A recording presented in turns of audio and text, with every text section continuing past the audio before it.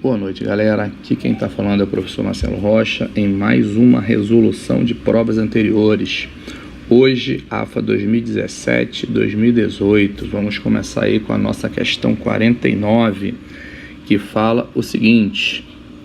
O gráfico seguinte representa a velocidade escalar v de uma partícula em movimento retilíneo. Considerando que em t igual a zero a partícula está na origem dos espaços, o gráfico que melhor representa a posição S dessa partícula até o instante t igual a 5 é... Galera, como a provinha da AFA é um pouco longa, é interessante que você consiga ganhar tempo em alguma questão para poder aplicar em outra. E essa questão é uma desse tipo. Observem, por exemplo, aqui entre os instantes 4 e 5, qual é a velocidade do móvel, né? Já que esse aqui é um gráfico V por T, já dá para você notar que entre 4 e 5 a velocidade dele foi nula. Se entre 4 e 5 a velocidade dele foi nula, significa que ele estava parado. Se ele estava parado, significa que a posição dele entre os instantes 4 e 5 não mudou. Em outras palavras, a posição em função do tempo é constante. E o único gráfico que mostra isso para a gente é justamente esse gráfico aqui embaixo, aqui entre 4 e 5, indica que a posição dele não mudou com o passar do tempo. Beleza até aí? Então, respostinha correta, letra D de dado. Depois, se você quiser se dedicar às equações para saber se esses valores no eixo vertical estão corretos, aí fica por sua conta, mas a princípio a gente já ganha tempo nesse mole que ele deu nessa questão aí. Tranquilo até aí? Pode observar que no A não é assim, no B não é assim, nem no C, entre os instantes 4 e 5. Vamos lá, galera. Então vamos para a nossa questão de número 50. Essa já vai dar um pouquinho de trabalho para a gente, e ainda bem que nós ganhamos tempo na anterior. Ele fala o seguinte: uma partícula é abandonada sobre um plano inclinado a partir do repouso no ponto A, de uma altura h, como indicado pela figura, fora de escala. Após descer o plano inclinado, a partícula se move horizontalmente até atingir o ponto B. As forças de resistência ao movimento de A até B são desprezíveis. A partir do ponto B, a partícula então cai, livre da ação de resistência do A, em um poço de profundidade igual a 3h e diâmetro x. Ela colide com o chão do fundo do poço e sobe em uma nova trajetória parabólica até atingir o ponto C, o mais alto dessa nova trajetória. Na colisão com o fundo do poço, a partícula perde 50% de sua energia mecânica. Perdão, galera.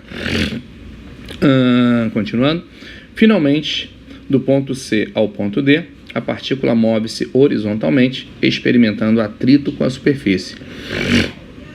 Após percorrer a distância entre C e D, igual a 3h, a partícula atinge o repouso. Considerando que os pontos B e C estão na borda do poço, que o coeficiente de atrito dinâmico entre a partícula e o trecho CD é igual a meio, e que durante a colisão com o fundo do poço a partícula não desliza, a razão entre o diâmetro do poço e a altura de onde foi abandonada a partícula, x/h, vale. Então, galera, vamos lá para a gente entender mais ou menos como é que funciona aí essa questãozinha, tá bom? Mas vamos devagarzinho porque é uma questão um pouco longa.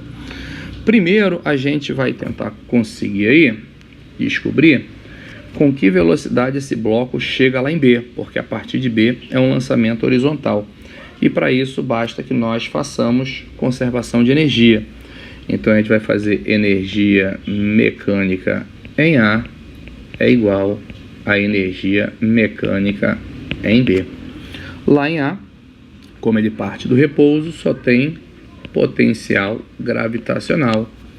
E lá em B, supondo que meu plano de referência seja ali aquele plano horizontal passando por B, nós só teremos velocidade.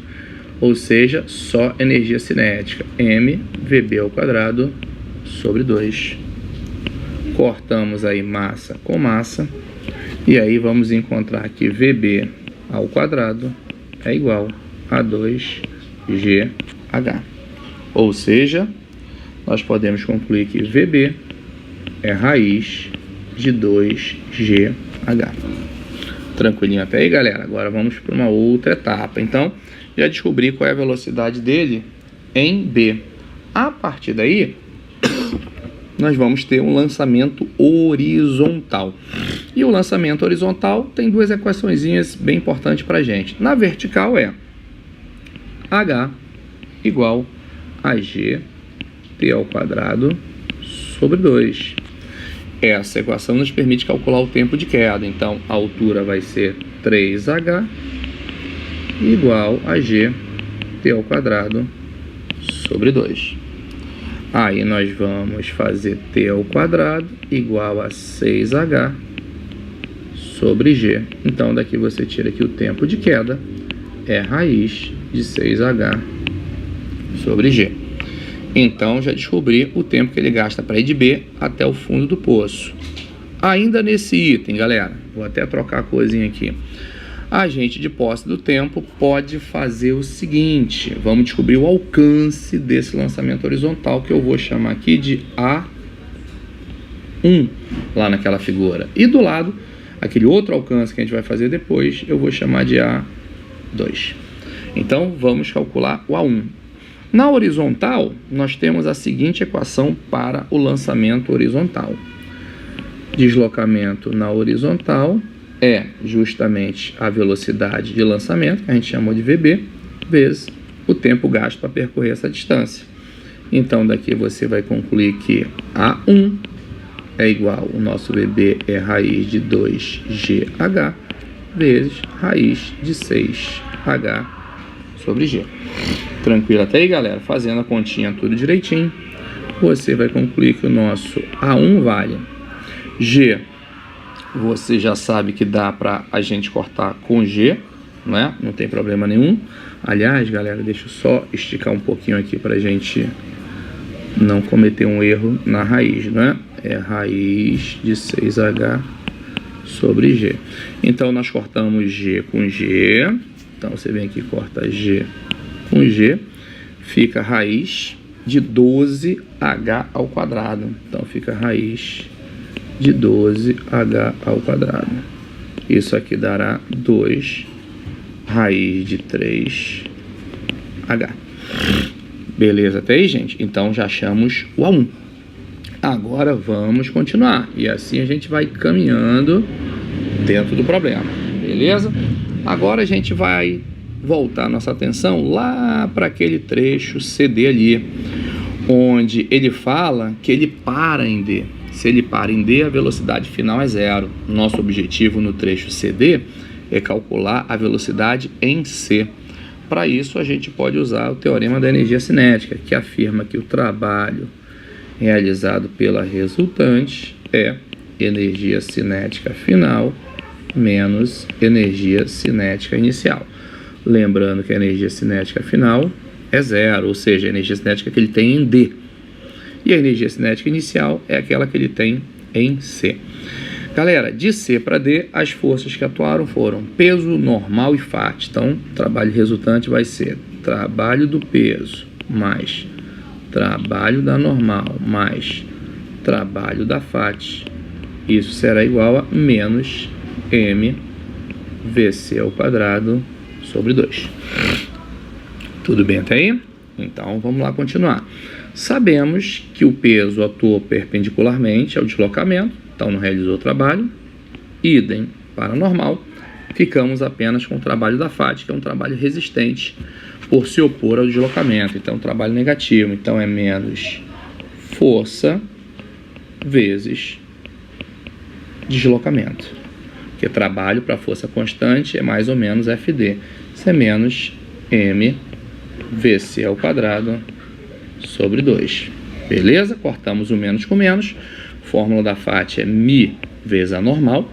Nesse caso, a nossa normal é igual a peso. Então, vou botar m vezes g, vezes o trecho CD. Isso é mVc ao quadrado sobre 2. Cortamos massa com massa. E aí, substituímos o μ, que ele está falando aí que vale meio. É isso? Então, vai ficar meio vezes o nosso G, vezes o tamanho do trecho CD, isso é igual a VC ao quadrado sobre 2. Cortamos 2 com 2, concluímos então que VC é raiz de 3GH. 3GH. Beleza, galera? Então já chegamos na nossa velocidade VC, ó. Então essa velocidadezinha aqui da figurinha, ó, nós já descobrimos.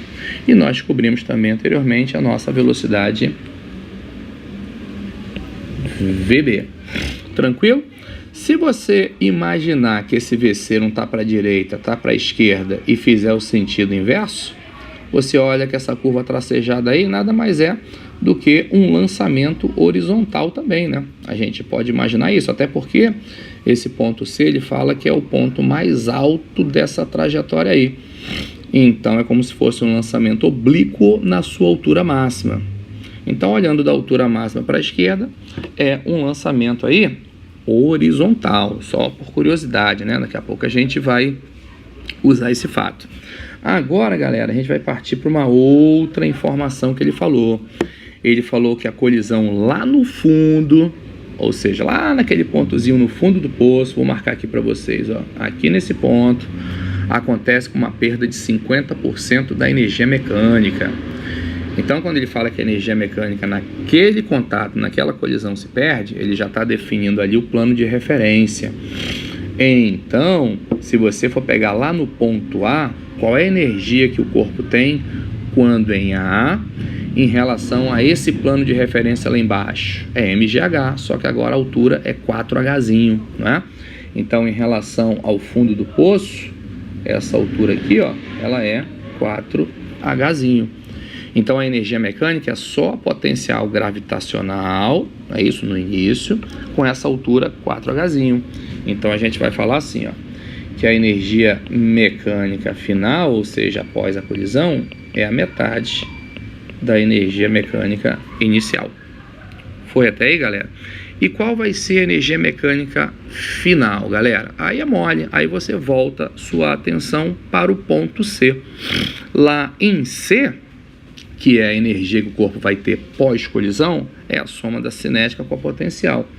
Essa distância aqui vertical nós vamos chamar de Y. Então você vai ter o seguinte, galera, você vai ter mgy, que é a altura igual, em relação ao plano de referência, que é o fundo do poço, mais mvc ao quadrado sobre 2, que é a energia cinética. Então, a soma da potencial mais a cinética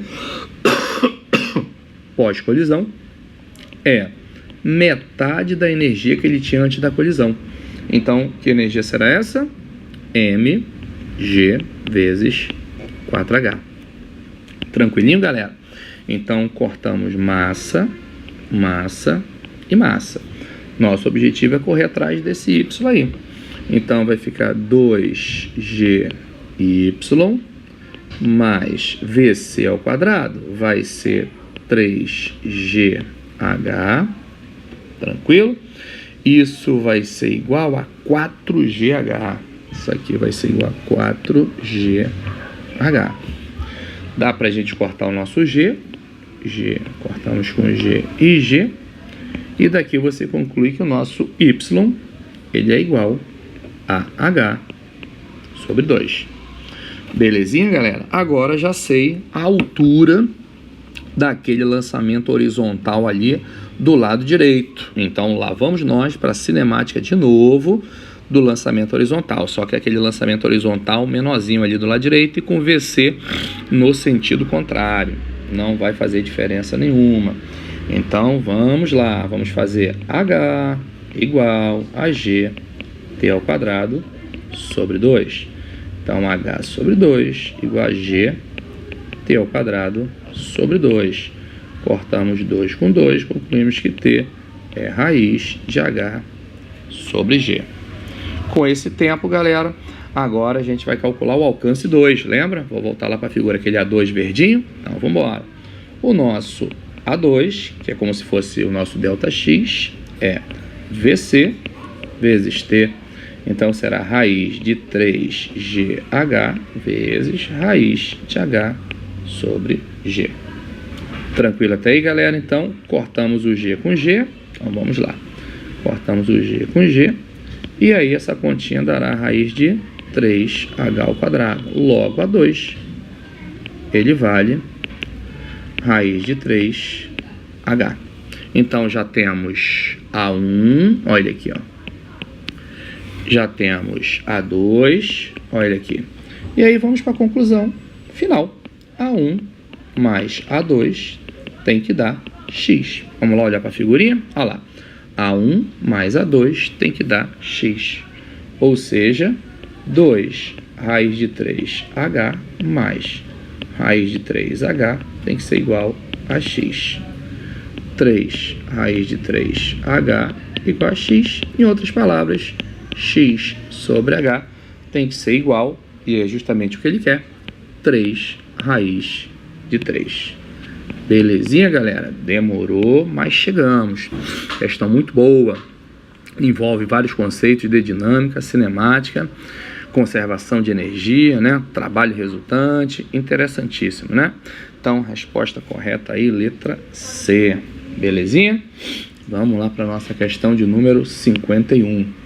Na questão de número 51, ele fala o seguinte: em muitos problemas de física desprezam-se as forças de resistência ao movimento. Entretanto, sabe-se que, na prática, essas forças são significativas e muitas vezes desempenham um papel determinante. Então, vamos lá. Por exemplo, no automobilismo, os veículos comumente possuem dispositivos aerodinâmicos implementados, os quais têm a função de contribuir para o aumento da downforce, uma força vertical inversa à sustentação. Galera, sustentação é uma força para cima, né? É uma força que atua numa aeronave, é uma força que atua num balão. Então, como ele fala que é uma força vertical inversa à sustentação, é uma força vertical para baixo, que busca incrementar a aderência dos pneus ao asfalto através de um acréscimo na carga normal, permitindo que o veículo possa realizar as curvas com uma velocidade maior do que se faria sem estes dispositivos. Até aí, galera, tudo tranquilo? Beleza. Para avaliar o papel da downforce, considere um carro de Fórmula 1 de massa M realizando uma curva em determinada pista plana. Galera, carro realizando curva. Qual é a força que mantém esse carro na trajetória circular? É a FAT.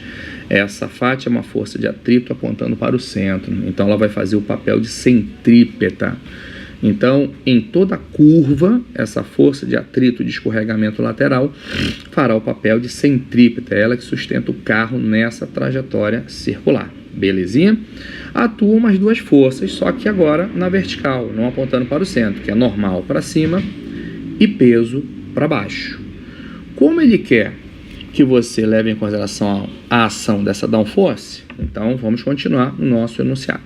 Ao se desprezar completamente os efeitos produzidos pelo seu movimento em relação a, mas considerando o atrito entre os pneus e o asfalto, o carro consegue fazer a curva, sem derrapar, a uma velocidade máxima V.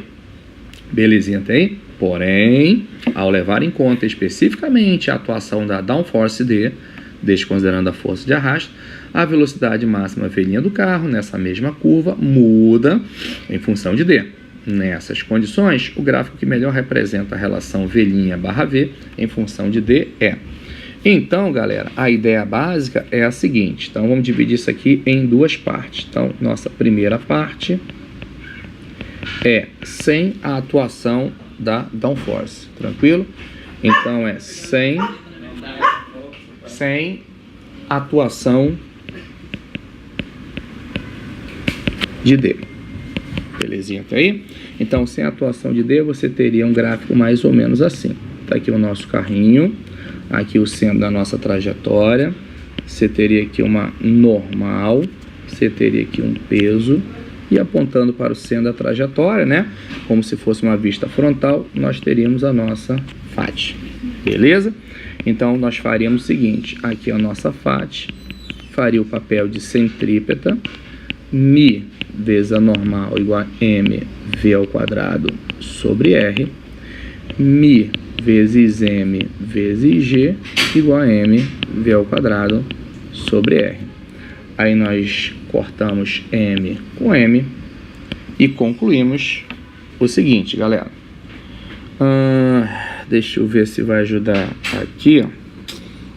Mas aqui, galera, vamos fazer o seguinte, vai ficar até melhor, tá? Vamos fazer assim, ó. Já que ele quer o efeito da downforce, vamos apagar e colocar isso aqui de uma maneira um pouco diferente, vai ficar até legal.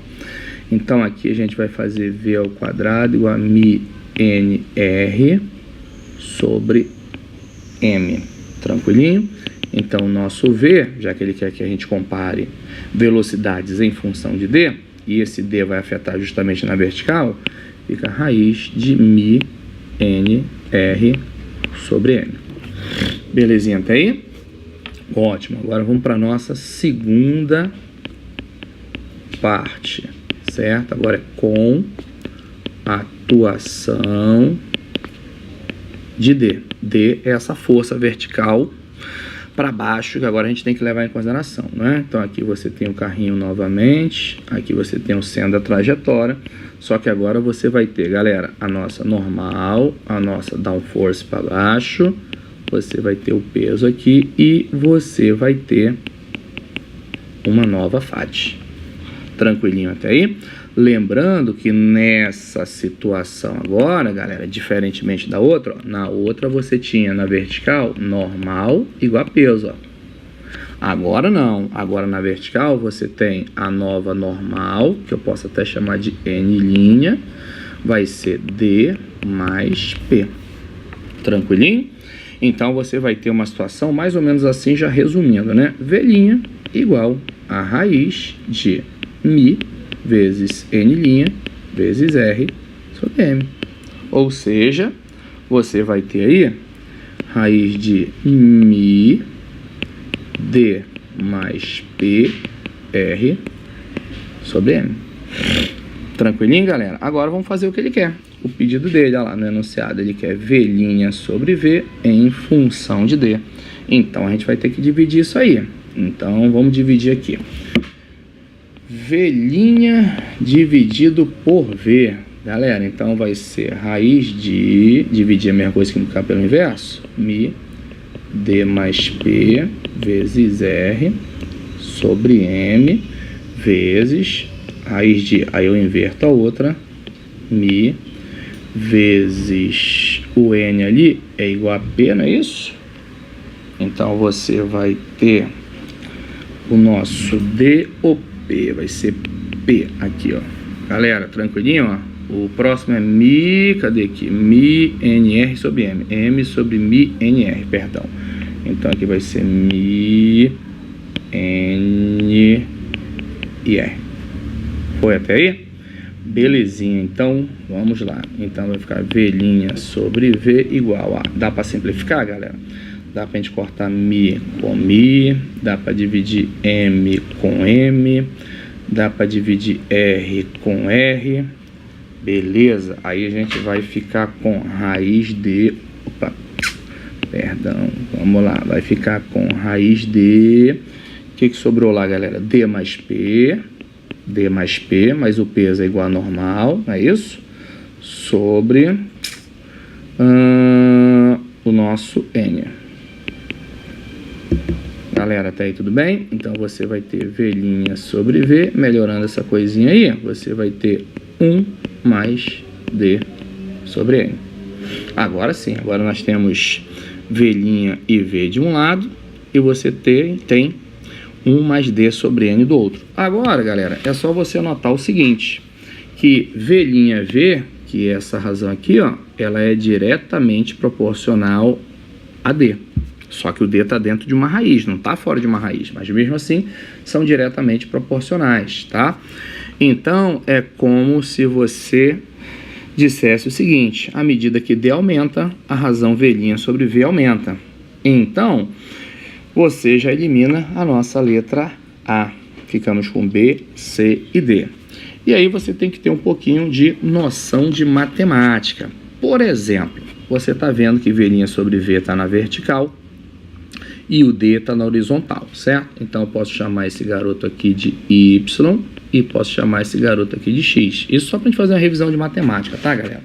Então você teria algo mais ou menos assim, ó. Y igual a raiz de 1 mais x sobre um número qualquer que é normal, uma constante. Você pode escolher aí qualquer que seja essa constante, pode ser inclusive 1, galera, não vai fazer diferença nenhuma, só para a gente ter uma ideia da cara dessa curva. Então você vai ter que y é igual a raiz de 1 mais x, elevando ao quadrado, você teria y² igual a 1 mais x. Em outras palavras, x igual a y² menos 1. Galera, o que é isso? É uma parábola. Só que ao invés de você ter y igual a x² menos 1, com concavidade ou para cima ou para baixo, agora você tem x igual a y² menos 1, com concavidade para a direita ou para a esquerda. Então, na realidade, você tem uma parábola. Beleza até aí? Com concavidade para cima.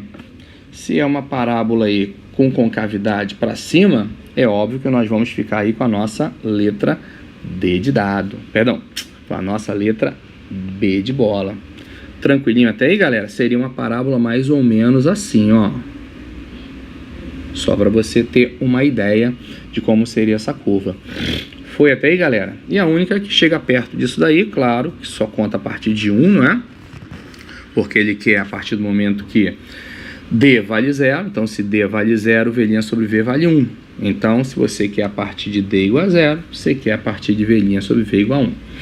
Belezinha, galera? Vamos prosseguir. Vamos lá para a nossa questão de número 52. Belezinha? Vamos lá.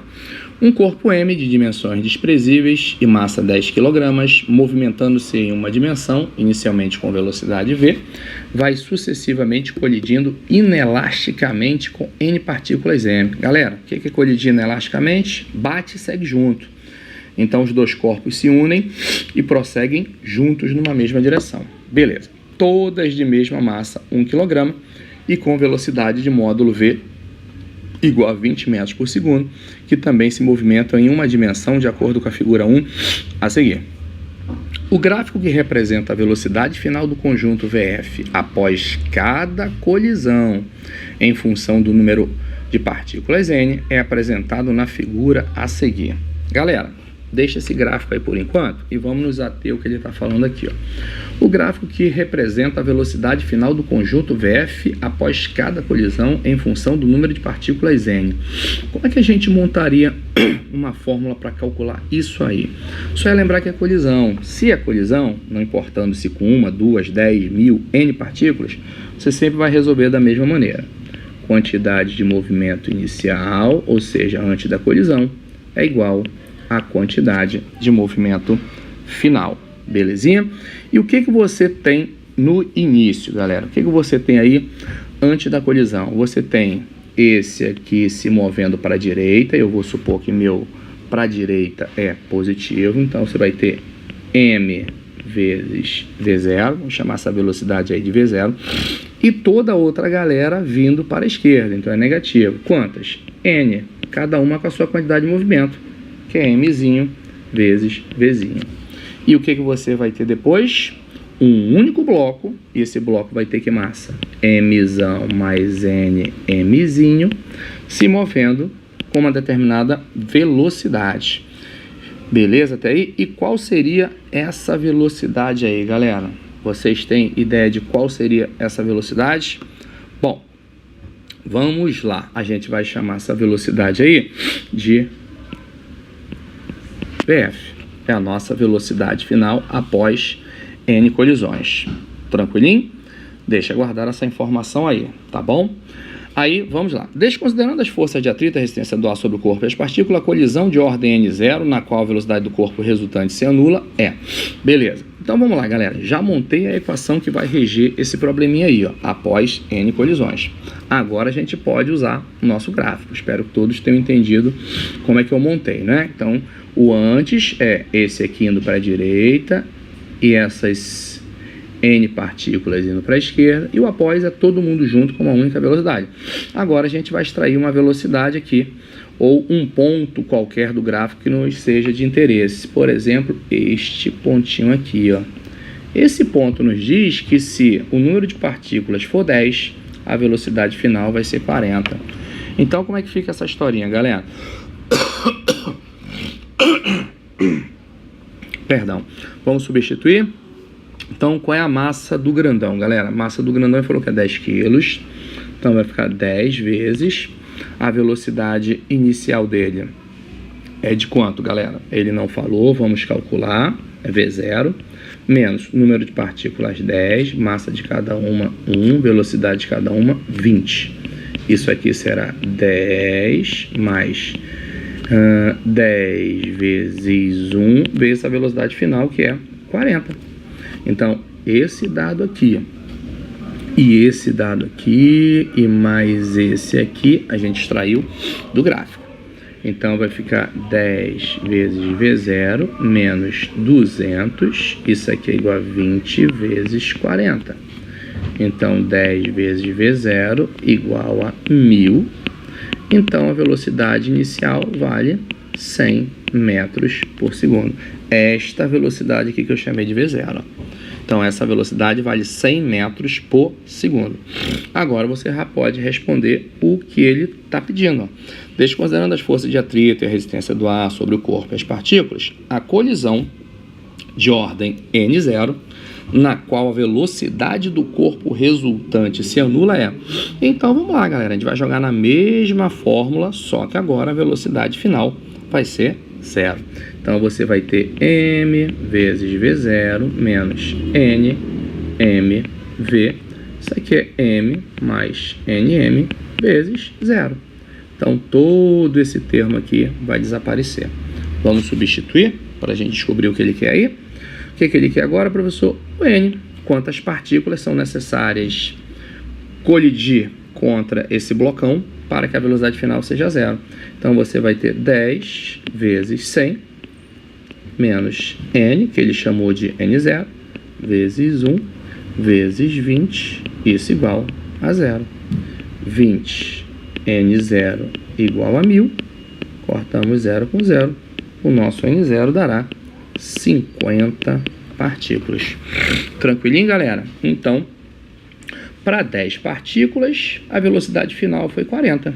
Para 50 partículas, a velocidade final foi 0.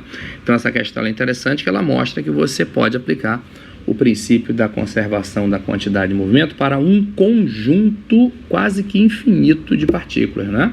A gente só acrescentou o fator n aqui na fórmula, olha que coisa interessante. E as colisões foram sucessivas, uma após a outra. Beleza, galera? Então vamos lá para a nossa questão de número 53, que é uma questão que trata de conservação de energia. Bom, então vamos lá, galera. O que ele fala nessa questão? Uma rampa homogênea de massa m, comprimento L, é inicialmente colocada na horizontal. A extremidade A dessa rampa encontra-se acoplada a uma articulação sem atrito. Na extremidade B está sentado em repouso um garoto também de massa m. Essa extremidade B está presa ao chão por por um fio ideal e ao teto por uma mola ideal de constante elástica K, conforme ilustra a figura 1. Em um determinado instante, o garoto corta o fio. A mola que está inicialmente deformada de um valor ΔX... então pera aí, galera, isso aqui é importante, ó. Naquela figura 1, a mola está deformada de um valor ΔX, então o sistema está armazenando no início energia potencial elástica, Kx2 sobre 2, beleza? Então a mola que está inicialmente deformada de um valor ΔX passa a erguer lentamente a extremidade B da rampa, fazendo com que o garoto escorregue sem atrito e sem perder o contato com a rampa até a extremidade A, conforme a figura 2. Quando o garoto, que neste caso deve ser tratado como partícula, atinge a extremidade A, então vamos lá, galera, o garoto pode ser tratado como partícula, a barra não, porque ela tem um comprimento que não é desprezível, o comprimento é L. Mas, para nós a tratarmos como partícula, existe aquele recurso de nós imaginarmos toda a sua massa concentrada no seu centro de massa. Então, o centro de massa dessa barra homogênea é aqui onde eu vou marcar, ó. Na figura 1, é lá no seu ponto médio, ó. Aqui é o centro de massa, tranquilo? Então, na figura 2, o centro de massa ele saiu dessa posição e veio para essa posição aqui. Se o centro de massa da barra se ergueu nesse processo, é porque nós temos aí um ganho de mgh. Então, parte daquele Kx2 sobre 2 que nós tínhamos no início foi dado para a barra adquirir energia potencial gravitacional. Então, se nós fôssemos fazer uma figurinha aqui, seria algo mais ou menos assim, ó. Aqui seria L sobre 2, né? Porque o centro de massa é metade da barra. Você teria aqui o nosso ângulo θ que ele está falando.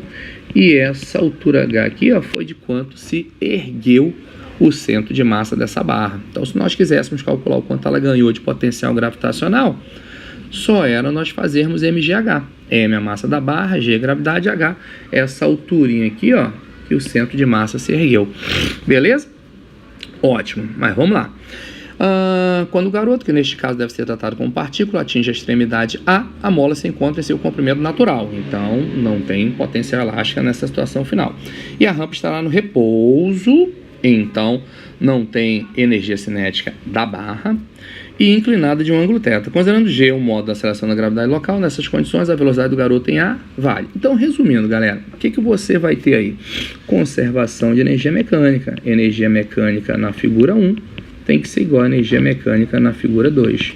O que nós tínhamos na figura 1? K delta x2 sobre 2. Como é que se distribuiu essa energia na situação 2?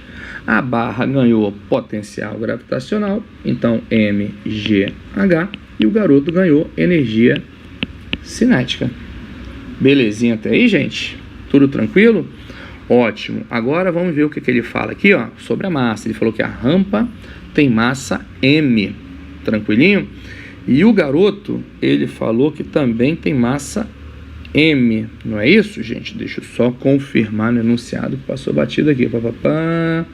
Um garoto de massa m, beleza. Então, m aqui, ó, e m aqui. Aí, acabou. Como é que a gente calcula esse h, galera? Fazemos aqui no cantinho, ó, seno de θ é igual a h barra L sobre 2. Então, nosso h será L sobre 2, seno de θ. Acabou a questão. Simples assim. Nosso objetivo agora é calcular V. Então, vai ficar K delta x ao quadrado igual a 2mgh, e o h vai ser L sobre 2 seno de θ mais mv2. Tudo isso já tirando o mmc. Cortamos aqui, e aí ficamos com mv ao quadrado é igual a k delta x ao quadrado menos mgl seno de θ. Então, galera, vai ficar v ao quadrado igual a k delta x ao quadrado menos mgl seno de θ sobre m. O ao quadrado passa para lá como raiz, e aí nós vamos ficar, já organizando isso, k sobre m, delta x ao quadrado menos gl seno de θ. Tem aí, galera? Tem, né? Ficamos com a nossa letra D de dado. Belezinha?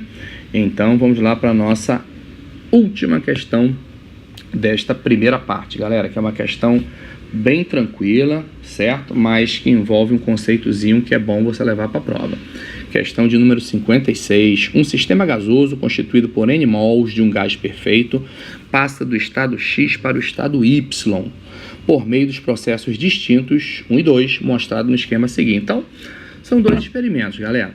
Num, o gás vai de X a Y pela transformação 1, essa transformação que você está vendo aqui do lado esquerdo, ó.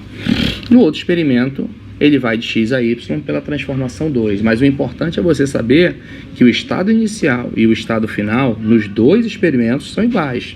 Então, o X pertence a uma isoterma cuja temperatura é Tx, e o Y pertence a uma isoterma cuja temperatura é Ty. Logo, em ambos os experimentos, a variação de temperatura é exatamente a mesma. Isso vai trazer como consequência que a variação de energia interna vai ser a mesma em ambas as transformações. Por quê? Porque o ΔU é diretamente proporcional ao ΔT. Só para você ter uma ideia, se fosse um gás ideal monoatômico, e ele não falou sobre a atomicidade, é só para a gente ter uma ideia, esse ΔU seria 3/2 de NR ΔT. Tranquilo? Então, como o ΔT é o mesmo, é claro que a variação de energia interna será a mesma. Não acontecerá a mesma coisa com Q e com trabalho. Aqui você vai ter um, aqui você vai ter outro, para cada transformação, mas o ΔU será sempre o mesmo, porque a variação de temperatura é a mesma. Então a variação de energia interna, que é o ΔU, só depende dos estados inicial e final, não dependendo dos estados intermediários, certo? Com isso, resposta correta, letra B de bola. Legal, questãozinha pra gente ganhar tempo na prova, não é isso, galera? Então, por enquanto, a gente fica por aqui. Fiquem com Deus e daqui a pouco eu volto com o restante da solução. Beijo no coração, fui!